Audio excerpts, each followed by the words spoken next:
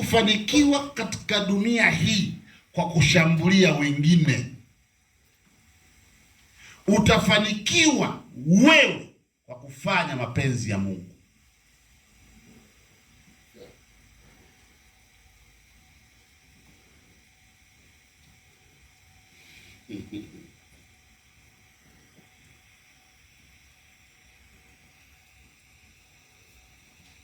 Yaani Rusi akitaka afanikiwe utumishi, ili afanikiwe asiushambulie utumishi wa Benedetta.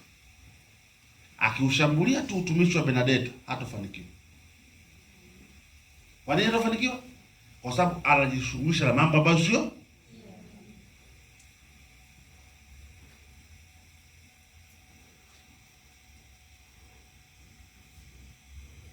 Yesu alipokuja anasema, mimi sisemi kitu ambacho Baba Mungu hajanituma, nachokisema ni kile ambacho ameniambia.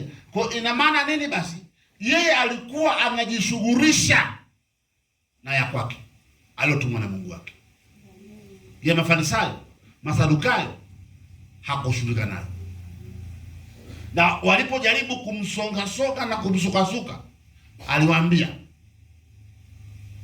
hivi, ninyi mnaosha kikombe kwa nje, ila ndani kiko na uchafu.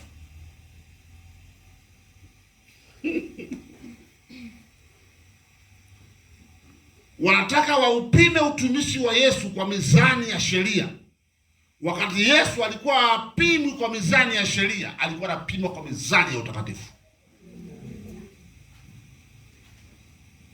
Yesu Yesu siwe. Bwana Yesu asiwe. Utapata watu watakupima kwa sheria, sio kwa mizani ya utakatifu. Mpo? Nyinyi mmeshinda. Haya maneno yanasikika masikioni mwenu, mmeshinda. Kwa sababu vita ya kwanza ni usifike hapa. Umeshinda, umefika. Basi umeshinda.